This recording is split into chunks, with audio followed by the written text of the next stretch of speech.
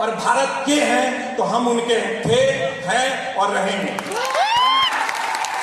सबों से यही कहेंगे कि आप जो बढ़ चढ़कर अभी सारे लोग बैठे हुए हैं, अपनी उम्र की सीमा के पार जाकर जब उनकी शक्ति इस भारत के लिए लग रही है, इसके लिए उनको हम बहुत बहुत धन्यवाद चाहे विजय सिन्हा सर हैं या मिश्रा सर हैं या राय सर हैं, सब लोगों को मेरा प्रेम पूर्वक प्रणाम।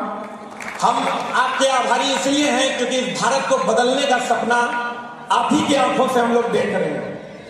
और ये जो बदलता बिहार है, बदलता भारत है, अभी सम्राट चौधरी जी ने बड़ी अच्छी अच्छी बातें कही और उम्मीद करेंगे कि जो यहाँ रहता है वही जुबान पे आता है, और जो यहाँ है अगर वो जुबान पे आया तो उसकी सार्थकता सरकार में दिखे, ऐसी हम सबसे आशा और उम्मीद रखते हैं। हम आपके छोटे भाई हैं, बच्चे हैं, और हम लोग आपको चाहते हैं कि आप लोग ऐसे ही हमारे भारत का विकास करते रहें। राष्ट्रकवि दिनकर जी की अगर हम बात करें, कहते हैं कवि से बड़ा ईमानदार कोई नहीं होता। हमारे अटल बिहारी वाजपेयी जी कवि थे। कवि बनना इतना आसान नहीं होता। कवि के लिए दिल साफ और मन स्वच्छ होना जरूरी है।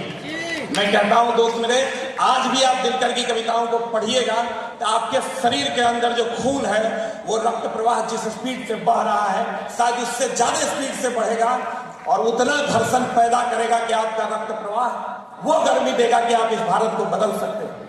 ऐ युवाओं, आप जागिए, आपके अंदर बहुत शक्ति है। आप अपनी शक्ति को पहचानिए, उठो, जागो और चल पड़ो अपने देश को बदलने के लिए। ये मिट्टी आपका इंतजार कर रही है। आप अपने बगल वाले एक आदमी को भी बदल दिए तो आपका देश में योगदान है। मैं ये नहीं मानता हूं कि जो सबको बदलेगा उसका योगदान है। आपने अगर एक व्यक्ति को बदल दिया तो इस देश में आपका बहुत बड़ा योगदान है। और आज जो छात्र शक्ति है, जो युवा शक्ति है, हम सबसे यही कहेंगे कि दिनकर को पढ़ने की जरूरत है, भोजपुरी गाने को सुनने की जरूरत नहीं है।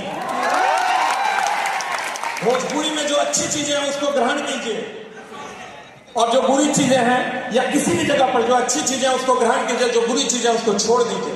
राष्ट्रकवि दिनकर जी में सिर्फ अच्छी ही बातें हैं। हम चाहेंगे कि आपके घर में अगर एक किताब पढ़ी हो तो वहां पर राष्ट्रकवि दिनकर जी की भी एक किताब पढ़ी हो, क्योंकि किताब लिखना इतना आसान नहीं होता। तो मैं सबको जो भी आए हैं, सम्मानित मंच पर जितने भी अतिथि हैं, सबको एक बार फिर से प्रणाम करता हूं कि आपने भारत को बदलने का सपना देखा है, बिहार को बदलने का सपना देखा है। और जो बच्चे यहाँ आए हैं, जो भी बड़े बुजुर्ग सम्मानित लोग हैं, सबको एक बार फिर से प्रणाम करता हूँ, सादर साधुवाद देता हूँ और आपके और हमारे बिहार के बढ़ने की कामना करता हूँ। जय